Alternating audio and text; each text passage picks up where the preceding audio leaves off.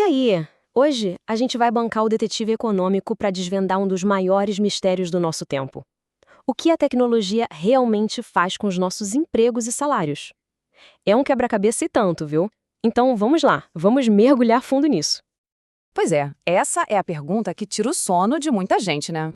A cada nova invenção, a cada novo robô, vem aquele medinho. Será que as máquinas vão tomar todos os empregos? É exatamente essa tensão que a gente vai tentar entender agora.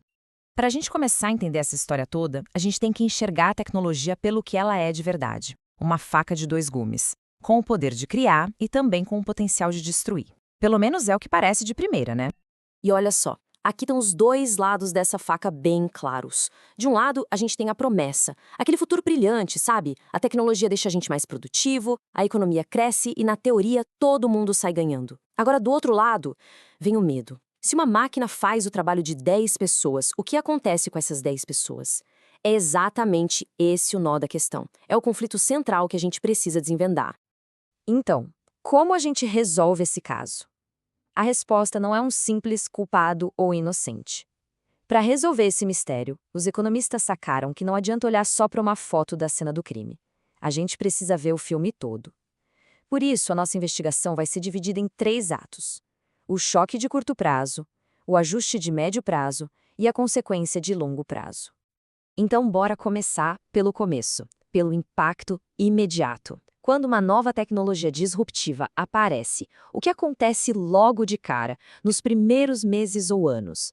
É a primeira peça que a gente vai encaixar aqui. Olha só essa reação em cadeia. Primeiro, a tecnologia chega e, de repente, a produtividade dispara. Isso quer dizer que dá para produzir a mesma coisa, ou até mais, com menos gente. Mas aí vem a grande questão, a peça que falta no quebra-cabeça. Será que o crescimento que essa eficiência toda gera é suficiente para criar nova demanda e novos empregos e compensar aqueles que foram perdidos? No curto prazo, a resposta é um grande ponto de interrogação. Vira um verdadeiro cabo de guerra na economia. Certo, a poeira inicial baixou. Agora, bora avançar um pouco no tempo para o médio prazo. Como é que a economia e o mercado de trabalho começam a se ajeitar, a se adaptar a essa nova realidade? Para entender o que acontece no médio prazo, a gente precisa pegar um conceito-chave, a tal da taxa natural de desemprego. Pensa nela como se fosse um ponto de equilíbrio da economia. Choques de curto prazo, como uma nova tecnologia, podem até tirar a gente desse ponto, mas as forças do mercado meio que puxam a gente de volta para ele. A grande pergunta, então, é: será que a tecnologia muda esse ponto de equilíbrio para sempre? E o que determina essa taxa natural? Basicamente, 2 forças num cabo de guerra. De um lado do cabo, a gente tem os trabalhadores negociando seus salários, baseados no que eles esperam para o futuro. Os economistas chamam isso de fixação de salários. Do outro lado estão as empresas, que definem os preços dos produtos com base nos custos, o que já inclui a produtividade que a nova tecnologia trouxe. Isso é fixação de preços. O ponto de equilíbrio entre o que as pessoas querem ganhar e o que as empresas conseguem pagar é o que, no fim das contas, vai definir o nível de desemprego. E aqui vem talvez a primeira grande pista que a gente encontra. A tecnologia por si só não precisa causar um desemprego em massa no longo prazo. Se os ganhos de produtividade forem repassados para a sociedade, ou seja, se os salários reais subirem junto com essa produtividade, a taxa de desemprego pode sim voltar ao seu nível natural. A economia se ajusta. Caso encerrado? Não tão rápido.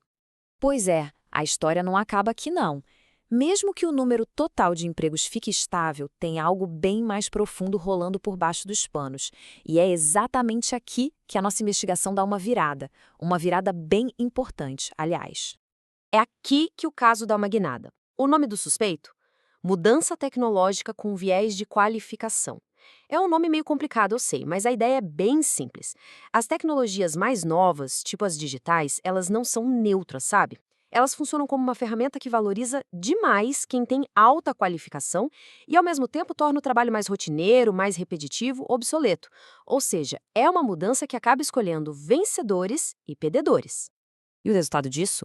Essa divisão bem clara que a gente vê. De um lado, os salários de quem tem alta qualificação, disparam, porque todo mundo quer contratar essa galera. Do outro lado do abismo, os salários de quem tem menos qualificação ficam parados no tempo ou, pior, até diminuem. O que isso cria? Um buraco cada vez maior entre os salários. Uma verdadeira fratura na sociedade. E é aqui, pessoal, que a gente chega no X da questão. O grande impacto da tecnologia moderna parece não ser aquele desemprego em massa que todo mundo tinha medo.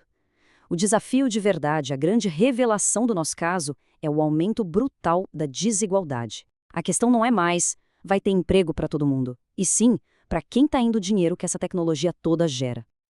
Ok, então a gente já passou pelo choque inicial, pela fase de ajuste e pelas consequências de longo prazo.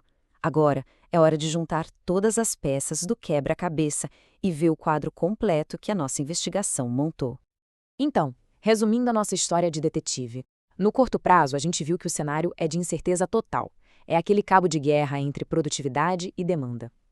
Já no médio prazo, a economia tem seus truques. Ela se ajusta e o desemprego em massa pode ser evitado conforme os salários se realinham.